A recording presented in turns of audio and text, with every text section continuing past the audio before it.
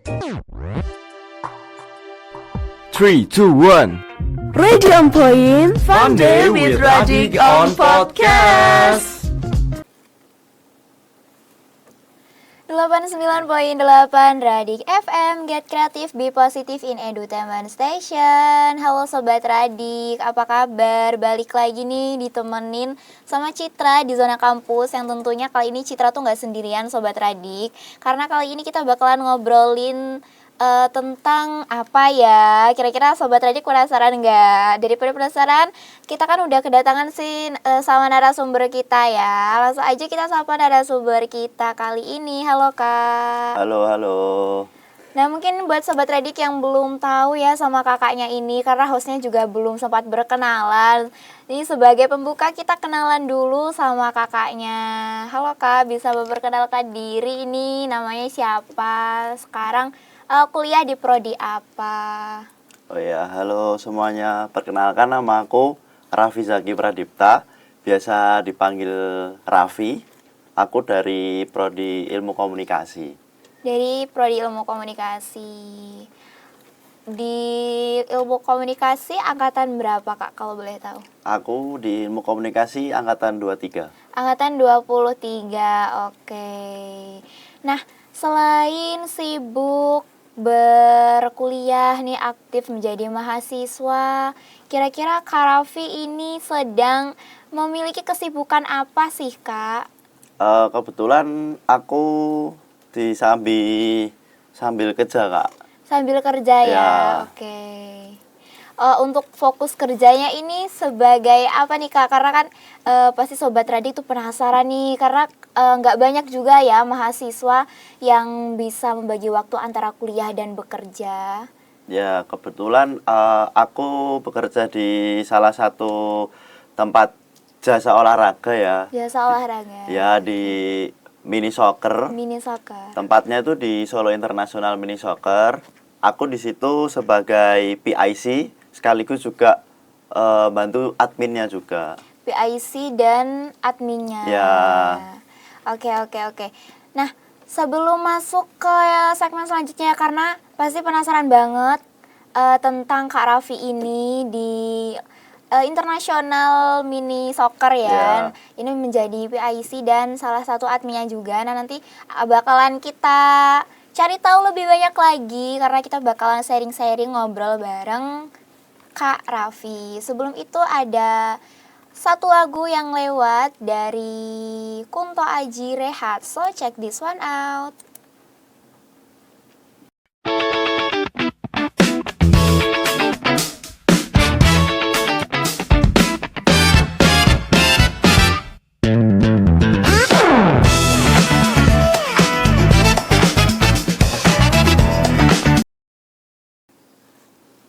Delapan 89.8 Radik FM, Get Creative, Be Positive in Edutainment Station. Masih ditemenin sama Citra Sobat Radik di Zona Kampus, tentunya sama narasumber kita Kak Raffi. Tadi kita udah perkenalan singkat sama Kak Raffi, terus Kak Raffi tadi juga sudah memperkenalkan diri di International Mini Soccer itu sebagai apa gitu ya. Kak Raffi kalau boleh tahu, sejak kapan sih Kak mulai bekerja di sana? Jadi kalau aku kerja di sana itu hitungannya masih 1 tahun Kak. Jadi itu hitungannya tempatnya baru kan.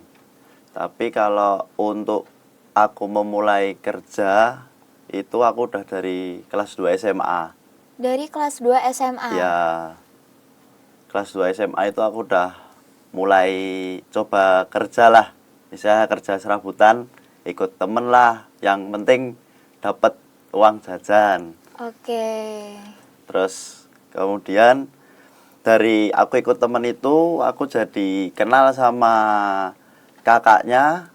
Kakaknya itu kebetulan owner dari Solo International Mini Soccer.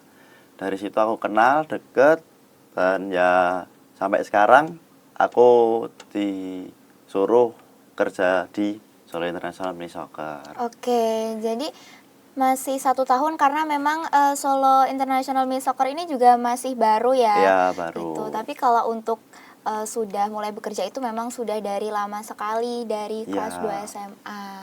Kalau untuk fokus kerjanya sih Kak, itu lebih ke bagian apa sih? Kalau aku ya, untuk setiap harinya aku lebih ke mengontrol sih Kak, mengontrol apa yang ada di venue. Aku harus kayak ngecek kesiapan lapangan, apa yang kurang, atau semisal ada komplain, kita bantu untuk menjawab juga, atau ada kendala apa, ada apa. Jadi kadang aku juga ke sana untuk ngecek aja sih Kak, kayak kesiapannya di sana gimana. Jadi memantau. Tapi kalau untuk weekend, Sabtu, Minggu gitu aku ngebantu untuk adminnya. Oke, jadi kalau untuk adminnya itu berarti benar-benar mengelola medianya dari Solo International Mini Soccer ini atau gimana? Kalau aku admin itu aku lebih ke fokusnya di WhatsApp-nya WhatsApp. sama ya Instagram, bantu dikit lah untuk update story dan lain-lain gitu. Oke, kalau dari Kak Raffi ini menjadi bagian dari salah satu adminnya juga kan, itu apa sih Kak yang hal yang menurut Kak Raffi itu menjadi salah satu tantangan gitu, atau mungkin terkadang tuh ada hal yang menjadi kendala saat bekerja? Kalau mungkin kendala di admin lebih ke kayak banyak menemukan customer yang gimana ya? Customernya itu banyak banget variasinya. Oh, gimana itu? Ada yang gampang diajak ngobrol, Oke. ada yang maksudnya banyak tanya juga, kadang juga ada yang PHP pesen tapi ternyata waktu di follow up gitu nggak ada kabar. Terus ada yang marah-marah itu dalam kutip cuman dia hal sepele aja yang harusnya kita bisa selesaiin gampang, tapi mereka malah narik ulur kemana-mana. Oke. Jadi yang lebih random banget sih kalau untuk menemukan customer ya. Customer ya, Ya. karena memang beragam sekali ya Beragam customer banget. itu saat melakukan penyewaan begitu ya. Ya. Gitu. Tapi pernah nggak sih Kak kayak bener-bener ada customer yang aduh ini tuh bener-bener menyulitkan banget, kayak yang tadi misalkan suka menarik ulur gitu-gitu. Kalau customer kayak gitu banyak dan sering Kak. Oh, sering ya? Dan itu pun kayak apa ya? Customernya itu udah kayak jengkel sama kita, dan kita pun sebagai, kalau dari sisi pribadi pun jengkel sama si orang ini. Tapi ya mau gimana, mereka customer kita. Sebaik mungkin kita harus nge-treat mereka dia raja lah. Ya sampai sekarang meskipun masih jengkelin, tapi alhamdulillahnya mereka masih langganan sampai sekarang. Oh, sebenarnya mereka masih langganan Ya. ya, cuman ya terkadang adalah hal-hal Ya. yang menjengkelkan gitu. Rewel-rewel dikit lah. Rewel-rewel dikit ya, tapi Ya. sebenarnya itu sebagai admin juga ya memaklumi, tapi kalau Memaklumi. sering-sering juga males ya Mas ya Males. sebenarnya. Ya itulah yang jadi salah satu kendalanya ya Ya, Mas ya. benar. Oke. Tapi kalau boleh tahu selama ini tuh mayoritas itu tuh yang menjadi pelanggan utamanya tuh apakah bentuk komunitas atau sekolah atau lebih ke masyarakat umum gitu? Kalau untuk di tempat kita itu lebih meluas ya. Itu mencakup ya lebih banyak ada komunitas bola, Oke. sama biasanya itu perkantoran. Perkantoran. Ya, lebih mencakup ke sana sih. Kadang kan juga di bola itu banyak yang mengadakan kayak event antar rumah sakit, terus antar bank, antar hotel gitu. Jadi nggak kayak, ya hampir semua sih 50-50 semua. Jadi Oke. semua masuk untuk kalangan sepak bola dari yang muda sampai yang tua. Oke, tapi kalau untuk proses istilahnya reservasinya gitu seperti apa sih Kak? Apakah itu kayak emang lewat online aja atau bisa kayak kita langsung ke sana nih Oh gitu? ya, kalau untuk di Solo International Mini Soccer Ya. itu kita bisa by offline langsung datang ke kantor aja, terus bisa juga by WA, dan sekarang kita juga ada websitenya. Oh, Jadi oke. booking by website, jadi di situ mereka bisa lihat langsung, jadi nggak perlu tanya jadwal yang kosong jam berapa, di hari apa. Jadi mereka bisa mantau sendiri jadwalnya di sana. Yang kosong sekiranya mereka kosong, mereka pesen langsung bisa langsung DP. Lah tapi kalau misal kan banyak nih yang orang udah agak berumur gaptek Oh iya, dalam oke. internet, bisa kok kita bantu, maksudnya Kak minta tolong booking tanggal ini. Oh ya, itu bisa by WA, nanti DP-nya juga by WA juga nggak apa-apa. Oke, jadi sebenarnya kalau dari Solo International Mini Soccer ini memang udah ada websitenya sendiri dan itu untuk memudahkan untuk memudahkan pelanggan juga ya Iya, Kak ya, benar. karena memang jadwal itu kan pasti setiap hari ada Iya. gitu.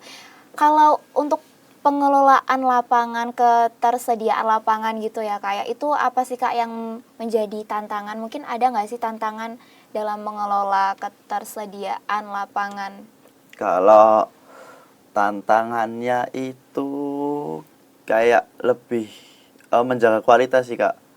Karena di Solo ini makin banyak pesaingnya, apalagi di olahraga sepak bola. Sepak bola mini soccer itu kayak hitungannya olahraga FOMO. Oh ya, Ya, oke. di Solo itu lagi banyak banget, dan sekarang itu hampir 5 lebih lapangan tuh ada di Solo. Bagaimanapun caranya kita itu harus tetap menjaga kualitas dari kualitas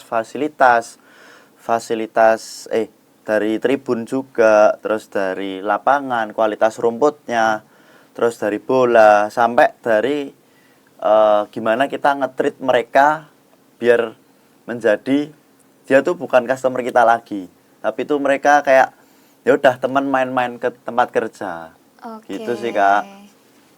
Oke.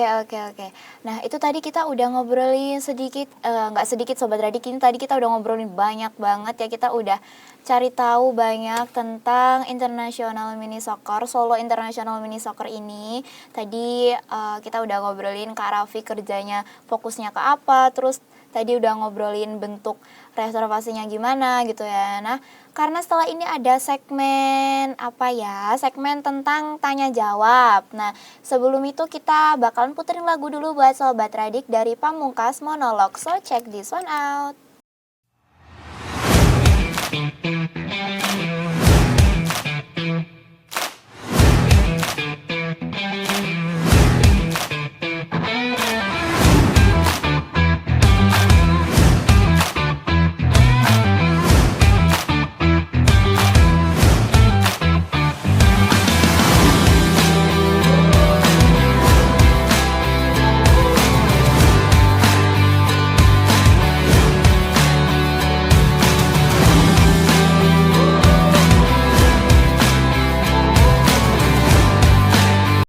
89.8 Radik FM, Get Creative, Be Positive in Edutainment Station. Halo Sobat Radik, balik lagi bareng sama Citra dan juga Kak Raffi di sini.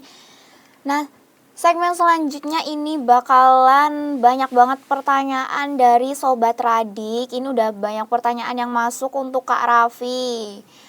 Ada pertanyaan pertama nih Kak, ada info magang di mini soccer nggak Min? Gitu pertanyaannya. Ini info untuk anak-anak kampus ya. Oke. Kita juga lagi open untuk mahasiswa yang pengen magang di bagian kreatif. Kreatif. Terus nanti untuk itunya bisa di bagian media sosial, editor, digital marketing, dan ya pokoknya di lingkup itulah, di media sosial Di terutama. media sosial. Kalau mau apply untuk magang bisa WA nomornya SIM Solo International Soccer atau DM di Instagramnya aja. Oke, jadi langsung aja nih ya untuk Sobat Radik yang bertanya. Mungkin Sobat Radik yang bertanya ini memiliki ketertarikan juga nih untuk bisa magang di Mini Soccer, langsung aja Sobat Radik tadi udah bisa langsung hubungi nomornya sama Instagramnya. Oke. Kayak pertanyaan yang kedua Kak, cara dilirik artis-artis itu gimana ya Kak gitu. Oh di sana juga ini ya Kak ya, banyak artis-artis yang ada di sana juga atau gimana nih Kak? Ini pertanyaannya gimana nih biar dilirik sama artis-artis gitu. Jadi itu yang pertama itu aslinya bukan dilirik sih Kak. Bukan kita dilirik. kita lebih mengundang dulu. Mengundang. Oke. Karena waktu itu kita pengen tujuannya untuk gimana caranya Solo International Mini Soccer ini dikenal bukan cuma orang Solo juga, tapi Solo Raya dan sekitarnya. Dan kita juga bisa dinotis dari luar kota Solo ini juga. Kita berunding, ngobrol-ngobrol gimana ya. Akhirnya ketemulah kita ngundang Selebriti FC. Dari situ kita mengundang Selebriti FC untuk main di lapangan. Oke. Terus kita buka untuk umum juga, ada yang mau nonton. Dari situ alhamdulillah juga namanya SIM itu bisa naik lah. Dari situ orang-orang mulai lebih tahu, dan dari situ banyak juga yang pemain bola tiba-tiba datang, terus timnas, terus kayak pemain Liga 1, Liga 2 gitu-gitu pada datang Kak. Kemarin baru terakhir Ari Lesmana habis dari Oh ya, tempat kita. waduh, ini jangan-jangan Sobat Radik ada yang ngefans nih sama sama Ari Lesmana. Iya. Oke. Jadi tuh sebenarnya bukan biar gimana caranya dilirik, tapi memang mengundang untuk memperkenalkan juga ya Kak ya, betul. gitu. Oke Kak, pertanyaan selanjutnya, kalau mau bangun Minsok apa yang harus diperhatiin? Bangun mau bikin bisnis mini soccer nih. Ya mungkin ini lebih ke gimana caranya membangun bisnis Mini Soccer gitu, apa yang perlu diperhatiin? Kalau yang utama itu adalah cari tempat yang strategis, nggak melulu untuk di tengah kota, di tempat kayak istilahnya kayak untuk banyak orang yang lewat. Yang penting itu kesananya aksesnya gampang, nggak terlalu jauh dari jalan besar juga.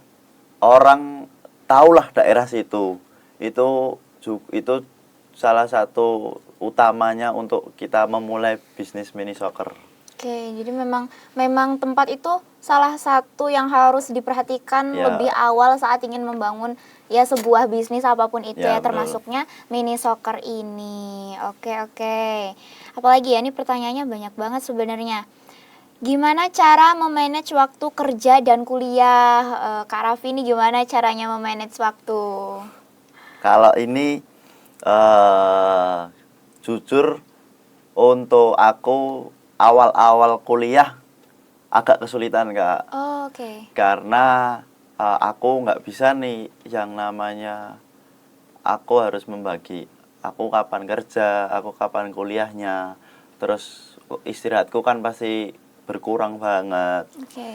Aku di situ kayak evaluasi kenapa kok bisa kayak kuliahku sampai keteter, apa kalau enggak kerjanya juga yang keteter. Akhirnya di situ aku ambil jalan tengah, aku nyari solusi, aku ngomong juga ke atasan. Kebetulan ke atasanku juga orangnya terbuka banget. Akhirnya ya udah mereka menyesuaikan jadwal kuliahku aja. Jadi kayak mereka nggak mau ganggu kuliahku, dan aku pun nggak mau juga terganggu dalam kerja dan kuliahnya juga. Jadi aku membagi itu. Oke. Gitu. Jadi biar balance juga ya Kak ya, kuliah sama kerjanya. Jadi ya kerja jalan, kuliah juga jalan betul. gitu. Oke, pertanyaannya lagi. Apakah ada jadwal khusus untuk turnamen atau komunitas tertentu? Kalau itu pastinya ada. Ada. Untuk biasanya itu kita komunitas itu kebanyakan masih dari luar ya. Kayak komunitas untuk turnamen kecil-kecilan kayak contohnya Trofeo, Forfeo, Open Play kayak gitu tuh mereka pasti sudah mengadakan juga. Dan kebetulan dari SIM sendiri itu baru mau launching tentang mau launching community untuk ya Open Play itu. Kebetulan yang megang aku juga Kak untuk community bolanya itu. Oke, jadi kebetulan Kak Raffi yang memegang Ya. ya. Tuh. Oke. Ada lagi nih Kak. Udah. Bagaimana pengalaman Kak Raffi sebagai anak Ilkom untuk membranding di mini soccer gitu? Branding gimana nih? Membranding dirinya Kak Raffi sendiri gitu di sana. Kalau aku sendiri ya gimana ya? Aku orangnya untuk dari pribadiku sendiri emangnya orangnya udah kayak cerewet banget. Oh, oke. Nggak bisa diem. Jadi ya kenapa itu aku lebih suka kerja di kayak istilahnya kayak lingkup di eksternal ya masuknya nggak di perkantoran gitu. Jadi aku lebih banyak ngobrol dengan orang baru, aku menemukan tipikal orang yang seperti apa. Jadi aku kuliah mendapatkan matkul Ilkom juga tak terapin juga di kerjaan. Oke, jadi ya menyesuaikan juga ya Kak Ya. ya sama pribadinya Kak Raffi sendiri gitu. Apalagi ya, satu lagi pertanyaan deh sebelum lanjut ke segmen berikutnya. Kegiatan selain kerja sama kuliah biasanya Kak Raffi ngapain aja sih Kak gitu? Waduh, Wah, ngapain tuh? apa ya? Paling sih nongkrong sih sama teman-teman. Ya. Nongkrong. Ya anak muda biasa Ya. lah ya, sedang menikmati. Ya, benar-benar. Menikmati masa-masanya. Selain nongkrong ada nggak Kak hal lain gitu? Apa mungkin ada hobi lain nih Kak Raffi gitu? Kalau hobi apa ya? Aku pun juga bingung sama hobiku sendiri. Paling ya olahraga lah. Olahraga Ya. gitu ya. Jadi intinya selain kerja sama kuliah ya biasalah anak muda nongkrong paling ya benar-benar. sama olahraga yang lain gitu. Oke, itu tadi beberapa pertanyaan dari Sobat Radik yang penasaran sama gimana sih Kak Raffi gitu ya. Terus sebelum lanjut ke segmen berikutnya, ke segmen terakhir, ada satu lagu dulu nih buat Sobat Radik dari siapa ya? Dari Yuvi Nuno sampai akhir waktu. So check this one out.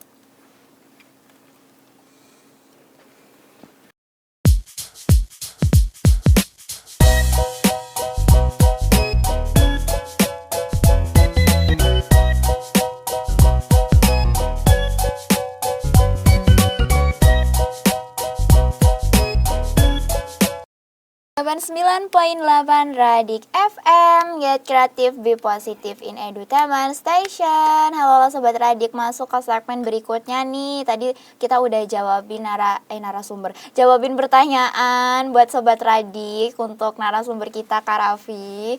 Terus sekarang kita ke segmen yang terakhir. Ini adalah kesan dan pesan ya.